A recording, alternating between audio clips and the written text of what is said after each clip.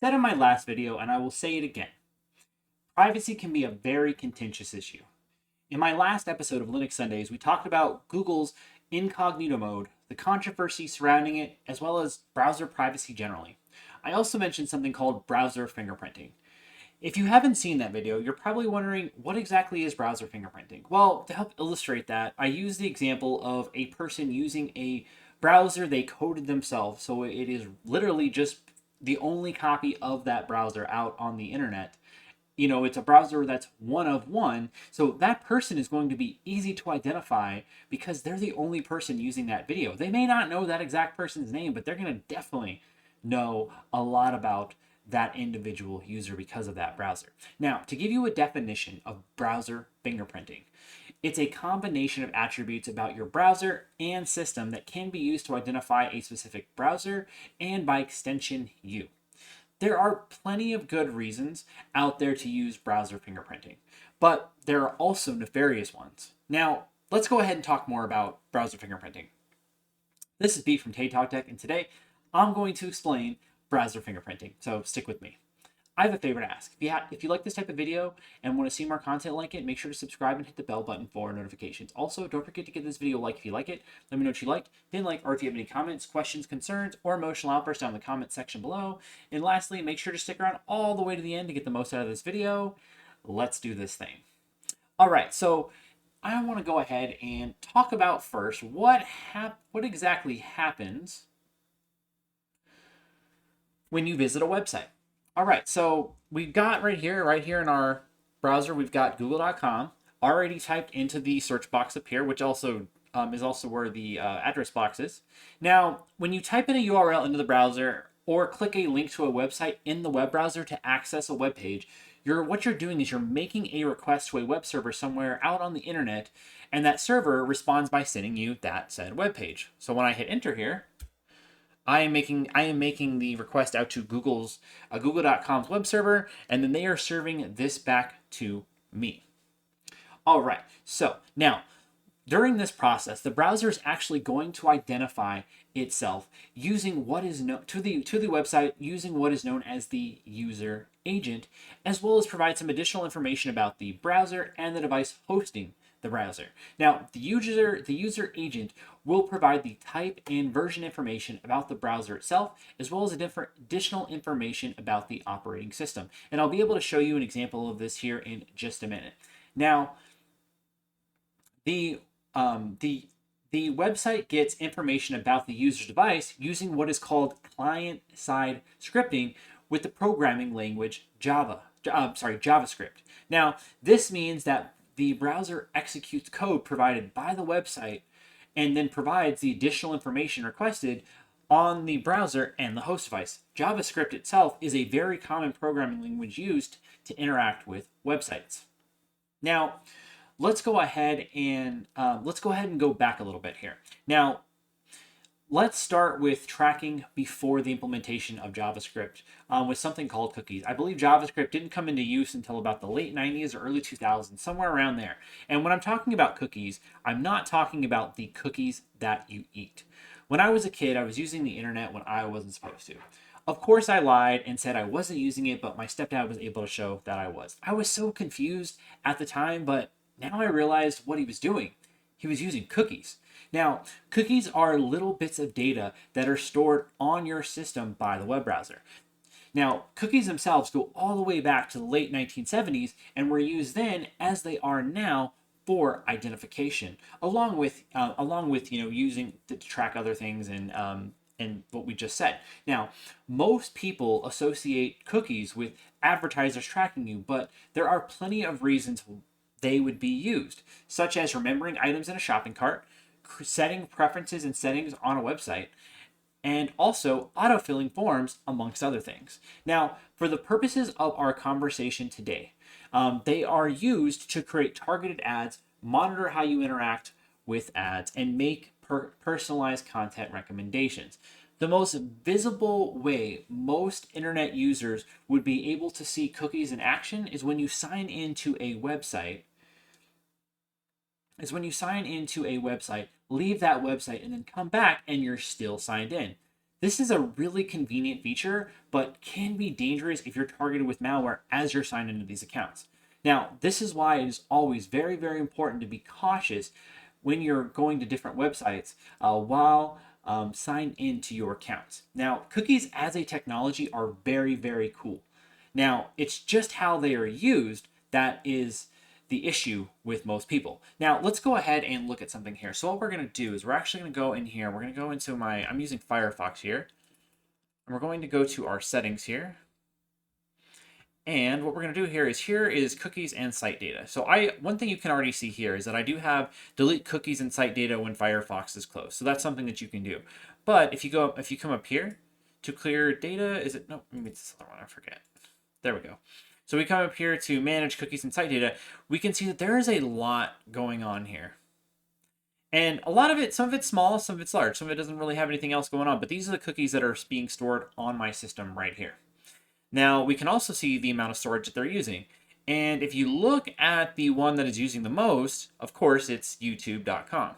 Now, there's other ones here that are security.ai, Peacock TV, Google.com, MacRumors.com. I've got quite a few windows open on a few different workspaces. So that's why you're seeing so many of these, but you can see kind of here how long ago they were used and all that stuff. These are the cookies that are there. Now, also, you can see that with, browsing history and stuff like that. Like if we were to come down, I forget, I think is it through here? It's been a while since I looked at the history for Firefox. Here we go. Yeah, see if you're coming over here. Yeah, see it's like I have my settings pretty strict as far as like what it's doing, but there's no recent history. But you would see the history right here.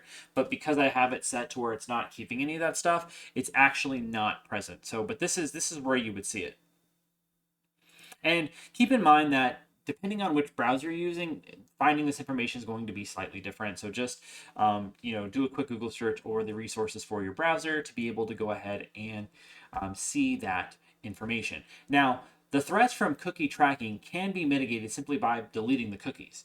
You can also go the extra step and block cookies, but this could cause some issues with other websites.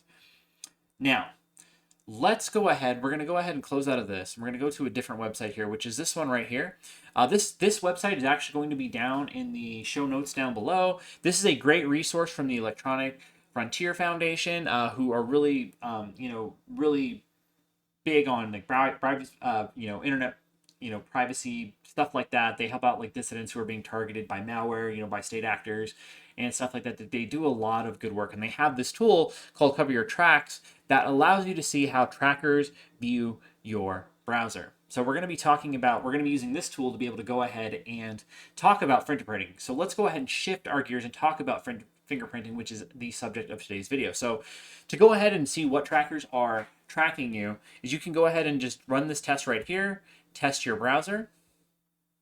And it just tells you how to identify and track your browser based on how it appears to websites. So basically what it's doing is it's putting itself in the position of a website and seeing everything that it can pick up. All right, perfect. And what it's going to do is it's going to give you like basically a summary here. Now, it says our test indicates that you have a strong protection against web tracking. So your browser is block tracking of ads, block invisible trackers. So we got yes to both of those. It says protecting you from fingerprinting. Your browser has a nearly unique fingerprint. So it's pretty good, but it could be slightly better, right? Is basically what it is saying here. So let's go ahead. Before I get into that though, like I explained in the intro, like fingerprinting collects information about your browser and device, but what does it collect? Now let's go ahead and actually start talking about that as well as the results from it. So it says within our data set of several 100,000 visitors tested in the past 45 days, only 1 in 115,496 browsers have the same fingerprint as you. So that's pretty good because it's like, hey, it's like I am only one of 115,000 people. Now, currently we estimate that your browser has a fingerprint that conveys 16.82 bits of identifying information. I'm not exactly sure what that is or how that's rated, but I'm sure there are there are other things here that you could actually use to break that down and explain that. Now, it says the measurements we use to obtain the result are listed below. You can read more about our methodology statistical result and more defenses against fingerprinting here. So it actually puts that right there inside of the article.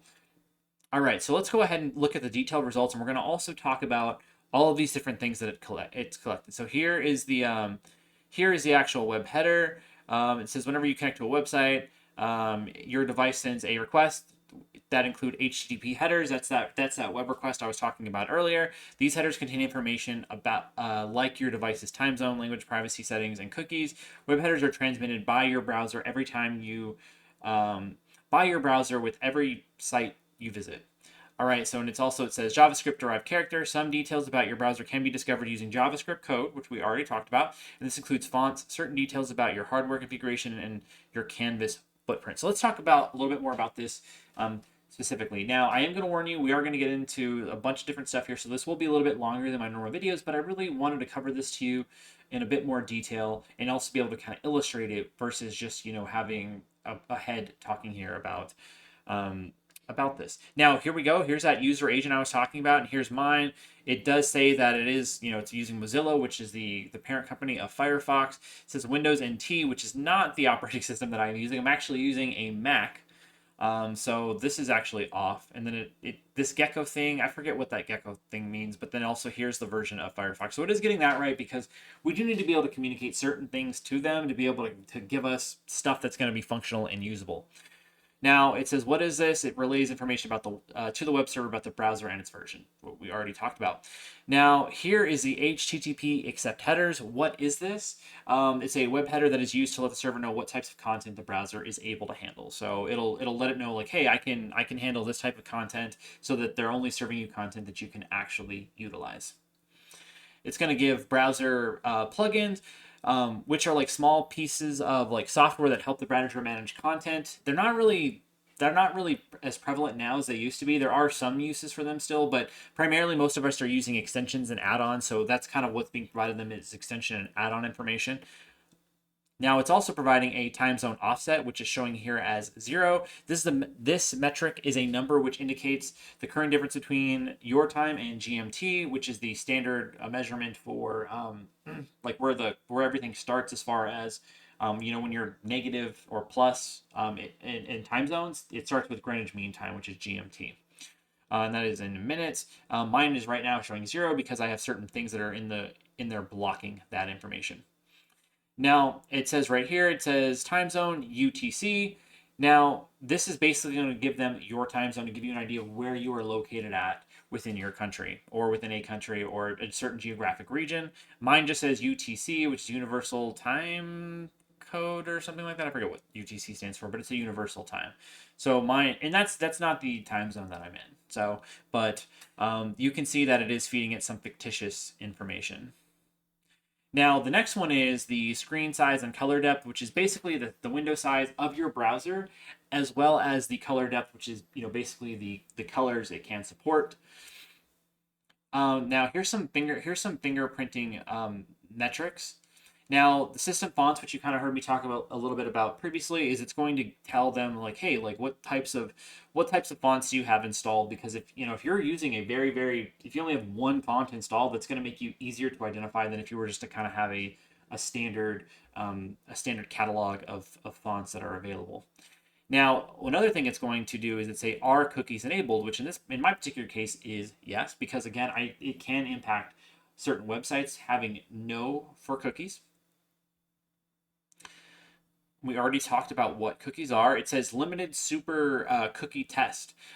Despite the name, like it says here, despite the name super cookies they're not technically cookies. They do store and retrieve unique identifiers. They are much harder to detect and delete comparison. So these can be also used to track like where you're going, how long you've been there. These are cookies but not cookies, but yeah, they're just a little bit different. I don't completely have a full understanding of super cookies, but they sound pretty interesting, and it sucks that they're really hard to get rid of.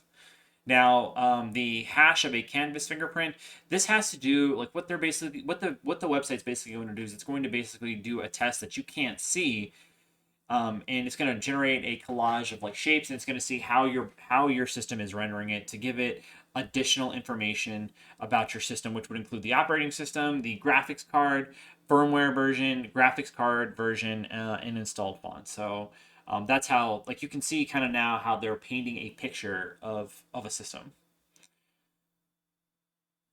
All right, and the next thing is like the hash of a WebGL fingerprint, which is another thing that's linked to the way that your system is going to render graphics, which is, kind of like that canvas we just talked about.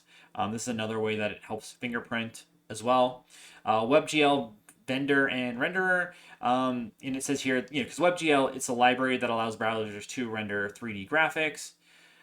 This metric, it provides some level of granularity depending on how unique the video card is, and basically, like, what they can do with a lot of these tests is like they can see how your browser rendering, your system rendering images is different from somebody else's, because all of them are going to render just slightly differently. So again, that's what you see, that keyword in there is granularity. It's going to allow them for things. That's exactly what they're doing, because not everybody's browser window is going to be seen. Not everybody's going to respond the same way. That's how they're creating that profile of a person. Now here's the the DNT header enabled, which in my particular case is true, which stands for the do not track header.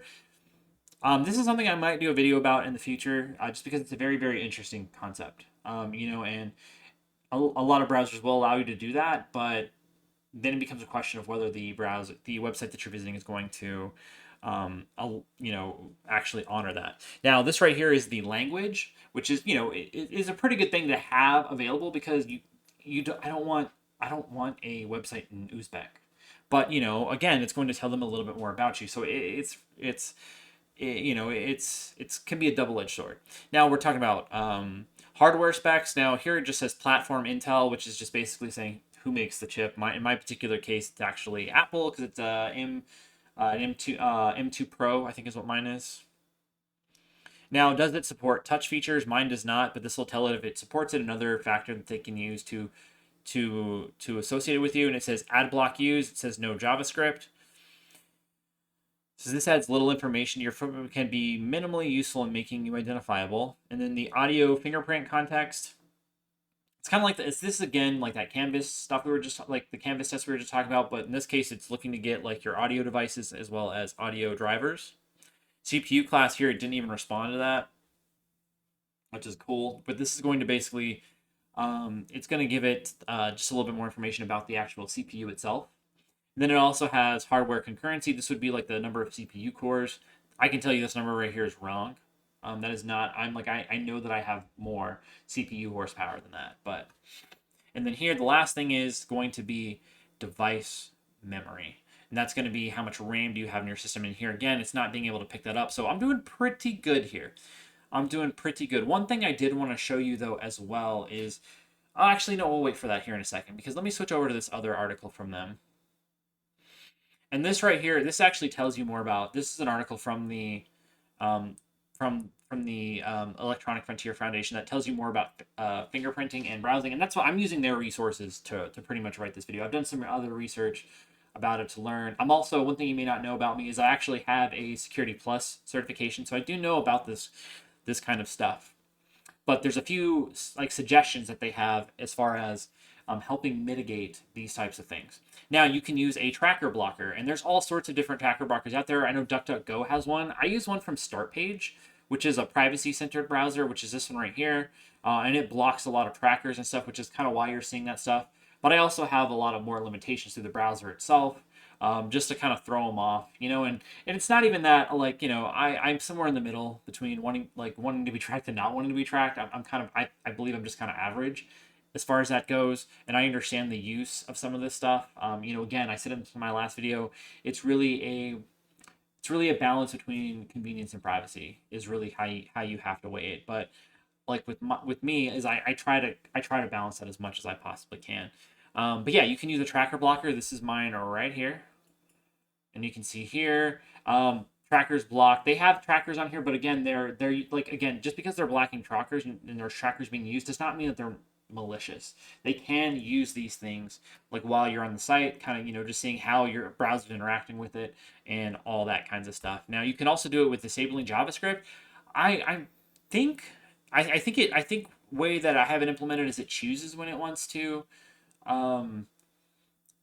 implement JavaScript, because I also have like an ad blocker that I use on certain sites. Now most of the time I don't use it because I don't like, I'm just, again, I try to balance stuff, but like there's some sites where they're just unusable because of the number of ads that are in there. So I have no problem blocking those. I don't like blocking the ads because I do feel that we do have a certain obligation to provide them with content. I'm sorry, to provide them some kind of, monetization for their content. And everybody's opinions on it are different. I don't really care where you stand on it. I'm cool if you want to hear like, hey, look, I don't care. It's totally fine with me. It's none of my business. But I do like to typically allow them to still take advantage of that kind of stuff. And serve the ads and stuff like that. But I will do it on websites that break, because it's like I can't even use your website, but you're gonna basically be taking my privacy to town, and I'm just like, no, that's not gonna work. Um, but yeah, but that's something that you can do, is disabling JavaScript. Just keep in mind this will break certain websites, so just be mindful of that. Also, you can do some changing of browser settings from the setting defaults, and that's exactly what I've done. Is I've made sure that I have, I'm not just running a default vanilla version of Firefox and letting them just kind of run crazy on my privacy. Because if you take that report and you run it through like something like Google Chrome or Safari. Where's Safari at? 1 second here. I'll show you something here.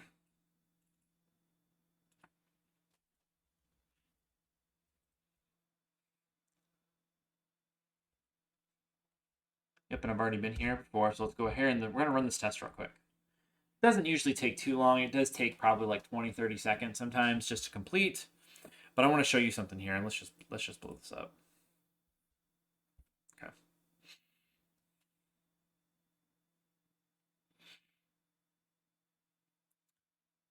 And if you look here, oh yeah, looks like it is. I guess, yeah, I guess with the yeah, last time I ran this, actually, let's do this differently. Hold on 1 second here.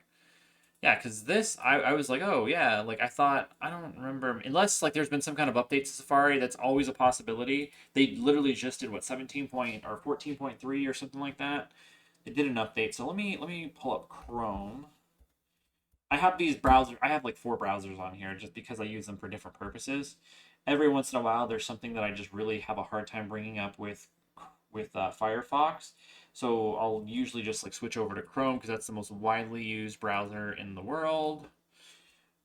Cover. Yeah, I see it. I've already been here through this, and I don't really. This is default settings. I very rarely use it. Um, but here we go. Let's go ahead and do the test on it again. I just want to show you a difference between, and things work interesting because like when we're talking about browsers on a Mac, they're a bit different because they're like the engine that runs Safari is what's called a WebKit, and all WebKit is used on all browsers. Just a fun fact. Now here we go. This is exactly what I was looking for. It says blocking tracking ads. No. Blocking invisible trackers. No. It says protecting your fingerprinting, and no. So we can definitely see here that we are not everything is not being blocked here and all that stuff. And if we kind of scroll down here, I know I'm kind of getting a little off topic here, but we can see more information that's being provided here. See, this one actually says Macintosh Apple WebKit. See, that's what I was talking about. This stuff is more or less the same. I think that's more or less the same. See, it's starting to give like a time zone. It's giving, I'm sorry, the time zone offset. And here it's giving, and you can do the math on that. It's done in minutes versus, and here it's giving the time zone. It's giving the monitor resolution as well as color, system fonts, cookies enabled, yes. Super cookie test, yes. The canvas footprint, that's it right there. Hash of WebGL fingerprint. So yeah, we've got a lot going on here. Language, Mac Intel. See, it kind of says that still there. Max touch points. It's not a touchscreen laptop, but it says no JavaScript. I'm just not sure why it's saying that in all of them, but it does. And here's like the audio footprint. Doesn't give any information on the CPU class, but here's the hardware concurrency, 10 cores, which I believe is right. And then device memory, that is not correct. But yeah, we can see the difference here. The difference is just mind blowing when we're talking about the difference between, default settings on something like Chrome versus default settings on Firefox. At least Firefox does make a few attempts, like, and I know there's some controversy about it, especially them with like getting funding from Google and all that stuff, but I'm not going to get into that. But yeah, you want to change the browser settings from default. Use a fingerprint resistant browser. And you might be wondering, like, well, what is that? Now, there's two main browsers that are out there that are the big ones, and other ones will claim privacy and stuff like that. But the two big ones are going to be the Brave browser and then the Tor browser. Tor browser is a whole nother beast. That's basically, it uses what's called onion routing, and it basically just shoots it all over the place, all over the internet to a bunch of different onion routers out there that are part of the Tor network, and then it spits it out randomly. Okay, I'm not going to say randomly, I'm going to say pseudo randomly because people have been found even on the Tor browser. It's very difficult, but it is doable. And then, yeah, like I said, Brave. So I actually got Brave up here, and I ran the same thing on Brave. But see here, it says, our tests indicate you have strong protection against web tracking. Your browser is, yes, blocking ads and blocking visible trackers, and your browser has a randomized footprint. So it gives me green, green, green. So we can see the difference. We're not going to go through this report as well because we've already gone through quite a bit, and we're already at 25 minutes in this video. But I really wanted to go in depth with this just because, I had to shift around quite a bit when trying to really understand this topic. So, and you can probably tell that I've done quite a bit of research just based on the depth here that we're covering. So, yeah, we can use a fingerprint resistant browser. And then it says, oh, can my attempts to protect myself backfire? How can attempting to make myself more anonymous actually make me more identifiable? Because, if you're the only person that has, these 15, like this combination of hardware plus these combination of blockers, it can make you more identifiable. So just keep that in mind. So just be careful with that, especially like the more mainstream stuff is, like as far as like, browser tracker blockers and stuff like that, the more it may, that could actually work to your benefit. But the more niche it is, like if you're one of like 15 people using this tracker blocker, there's 15 people using it. So it's like, it's gonna be pretty easy to tell who those people are, especially once you start taking into account hardware. And then the last one is incognito mode, which I don't really like because if you saw the last video, we know that is not necessarily the most, I don't like the most secure way of doing that. And it's got its own issues, but it usually at least will kind of like block the trackers, or and even I think even Google's just basic incognito mode, just it'll delete the history that you used in that session, as well as the cookies and stuff once you're done with the session. So yeah, use incognito mode at your own risk. I don't personally use it. You can, like, there are sandboxing or containerization apps for tabs and websites and stuff like that you can use, which can help make things more, make you harder to track.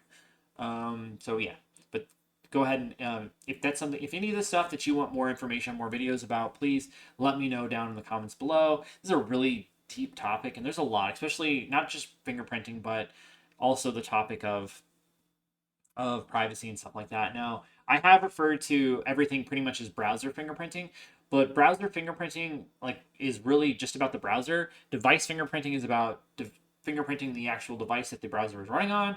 But most of the time when you're on a desktop, laptop, or a browser, that's what's going to be happening. Device fingerprinting also does cover devices that aren't using just a browser, devices that are using apps and things like that. So that falls underneath device fingerprinting, but really it's all about fingerprinting, and there's lots of different ways to fingerprint, because remember, just like us, our computers and stuff like that have a fingerprint. Now, after the conversation about browser fingerprinting, you can see how useful it can be for developers and website owners from a usability standpoint. But we can also see how we can see, with all this information available to large companies out there and even small companies, why it's too juicy for companies not to gobble it all up. Now, I'm not going to say that all fingerprinting needs to cease as of right now, but I'm also not going to say that it needs to be as extensive as it is, and used in the manner that it is. It's for me, and in anything that's out there, any topic, any debate, it's always going to be somewhere in the middle. So I do hope that this video educated you on browser fingerprinting and helped you make up your own mind about the topic. Now, for more from me, check out this other video from my channel. Remember, mistakes make you better, so keep on making them. Thank you so much for watching my video, and have the greatest of days.